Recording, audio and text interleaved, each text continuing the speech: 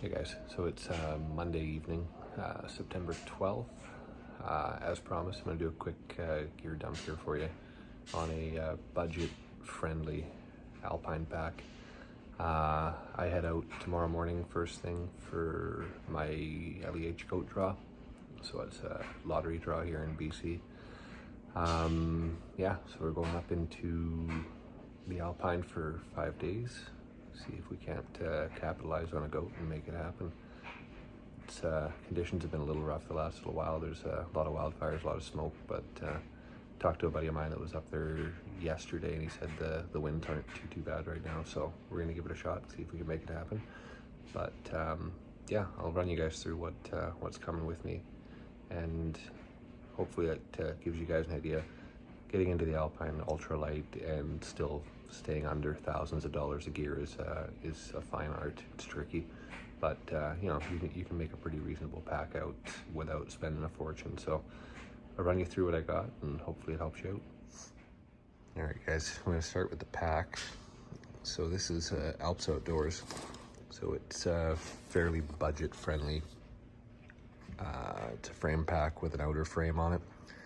Nice thing about this pack here, the pack itself, it's got lots of pockets, lots of storage, and it separates from the frame itself.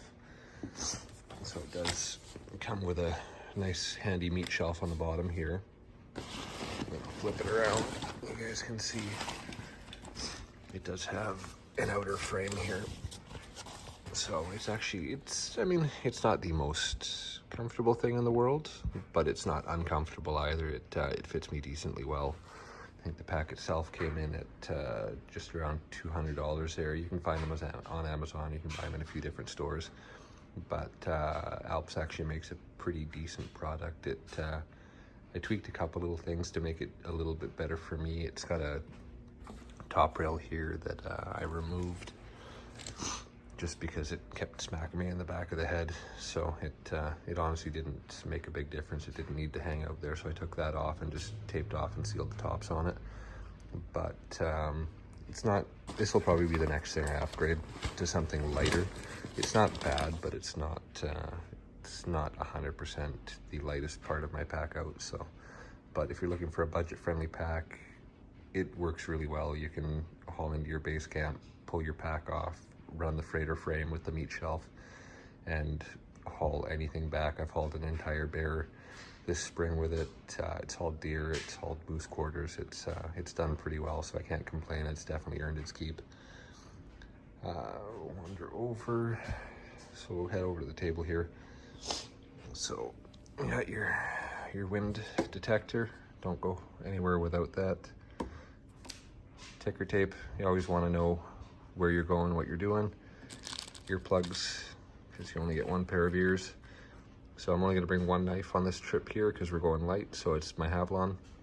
I can skin with it, I can gut with it, I can do everything I need with it. It weighs next to nothing. Bring some spare blades for it. There's my tags. In British Columbia here, you need to carry all your tags with you. So you notice I cut a bear tag this spring. I still have to bring that with me. They all have to come. Neoprene gloves. Try not to do any of this stuff barehanded. You never know how many cuts or nicks and scratches you have. Last thing you need to do is pick up some sort of bug while you're doing it. Phone scopes coming with, extra roll of paracord. These are some spare pieces for the frame pack there. It's got a bolt and cotter pin system, so I always carry a couple extra bolts and cotter pins and a set of light pliers to pull them out because they honestly aren't very finger friendly. I've got brand new for this year. I picked up some Caribou gear. I picked up their Muley ultralight game sacks here. So far they seem like a really good quality. Everything looks great on them. They're nice and light, so that'll be a first for this season, but I'm stoked to use them. Glow sticks, power pack. This should have enough juice to charge my phone for 5 days up there, and my headlamp as well. So it's not the lightest part of the pack, but I don't think it's something that I can really work without. So that's one of the sacrifices I have to make for weight here.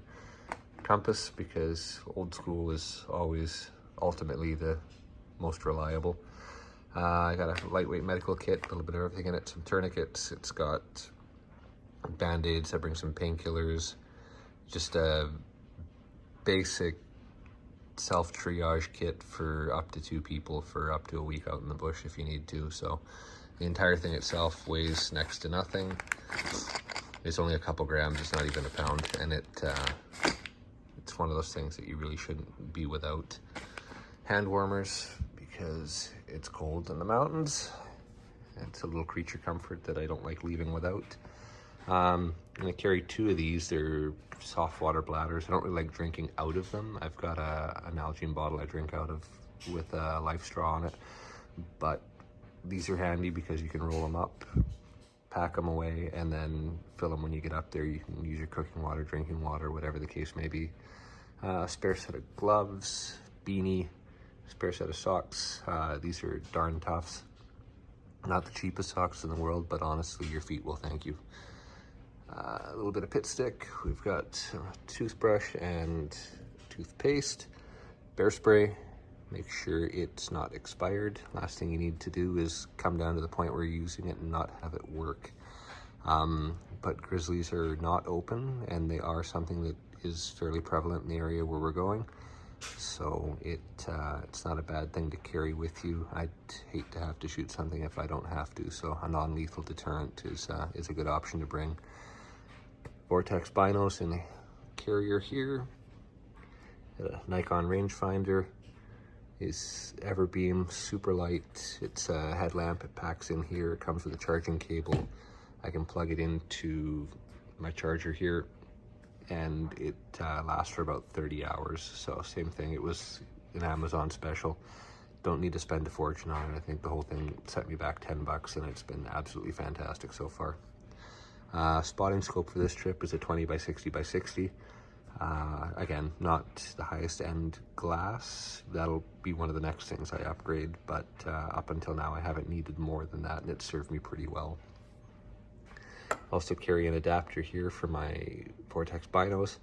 That way I can stick those onto the tripod if the binos work better for where I am. It's hard to keep your hands steady for an extended period of time, so if you can plug them into a light tripod, that makes your life a lot easier. Zoleo here.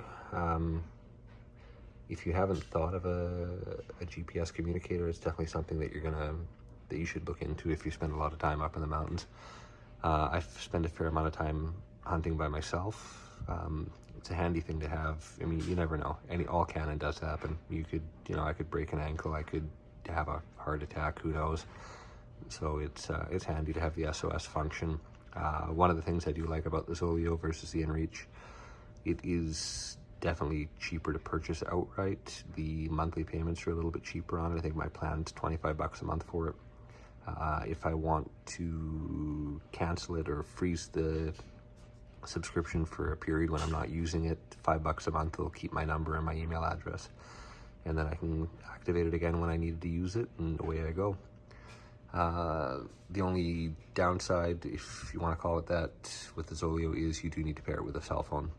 It does not work as a standalone unit. The SOS function works as a standalone, and the check-in does. There's a little check mark on the top there. You pop that and it'll send your GPS coordinates to whoever you pre-selected. That way they know where you are, and it won't use up one of your messages. But as far as texting goes, you'll need to do that from a cell phone, so it is a 2-part system. Go over to camp gear. So TP, obviously. Trekking poles, these are one of the things I did not cheap out on. I think the Leckies are about 200 bucks, 250 bucks Canadian. I've had them for a few years now, but your knees will thank you. Gaiters, a little cheap sitting pad, but it's super light and it keeps your butt warm and dry when you're glassing for extended periods of time. There's the bottle I was telling you about. So that is a life straw with a built-in filter in it. So I fill that up, I drink out of that. I like that better than the soft disposable packs. Rain gear's in here. I got a lightweight jacket and a pair of pants because, again, in the mountains you never know. Also have a rain cover for the pack, little Trekology air pillow, nice handy thing to have, as well as the air pad. they've worked pretty well so far. And Mountain Warehouse did my sleeping bag, and same thing. I want to say that bag has been really good for me, and it came in at, I honestly don't even think it was $100, to be honest. As far as the stove setup goes, we're back to an Amazon kind of no name. It's Tom Shoe is what it's called. I'll pop a link for all of these in the description there. But the stove collapses into here, or this is a pot and a cup with the gas canister fits right in there. It'll fit a large gas canister. And then you can open this up. I'll try and do this one-handed. But it takes up next to no room. And you just swing that around, open it up, plug it in. It's got an igniter built into it. I want to say this was about $25 or $30 on Amazon. I was skeptical about it for sure, but we're going into our 4th season with it now, and so far it hasn't let me down. So I'm gonna definitely shout them out because can't really go wrong with it, I don't think. Tent wise, I went with the Luxe tents. It's the Mini Peak XL, so it is set up to be a hot tent as well. I'm not going to run the stove for this one here, but it does come pre-set up with a pipe or a flap for the pipe to put a collapsible stove in it and turn it into a hot tent. I do have the inner liner, so the pegs, the liner, the range cover, all that fits into this little bag here. The entire thing comes in at under 4 pounds. So it is definitely, the product is great. If you're not in a rush to get it and you don't expect the company to really have any customer service, then it's a great way to go. Like I said, I mean, I have no complaints about the quality of the product. It's been fantastic so far, but don't order it if you're in a rush to get it, and don't expect much help from the company itself as far as figuring out what's going on with your order. I've had to cancel a few other orders with them because even though they showed them in stock, 3-4 weeks later they still hadn't shipped, and finally I just gave up. All right, food wise, we've got everything is pre-packed for dailies. So I've got a freeze-dried meal for dinner. There's a couple energy bars in there. There's tea. Coffee is one thing I can't go without, so I pre-mix some instant coffee, sugar, coffee whitener. That way it's just add water and go. Mr. Noodles for a snack in the middle of the day. Some bone broth, get some energy. Quaker oatmeal for breakfast. And then I've also got some emergency Gatorade in case I needed, some Gatorade powder for up to 1 liter of that. Rifle-wise, as much as I like my 7mm, which a lot of you guys have probably seen, is that Tikka 7 meg, but this time around I'm going to steal the wife's Browning X-Bolt composite stalker in 6.5 with a Nikon Monarch glass on it. 2 reasons. One, my rifle is walnut stalked, and we are expecting some rain up there, so the synthetic rifle will handle the weather better. And 2, her rifle and scope setup come in at about 1 pound and change lighter than mine, so everything is about weight at this point, and ounces make pounds. So, but yeah, I mean, that's as kind of quick as I can run you through it. I haven't really skimped out on anything.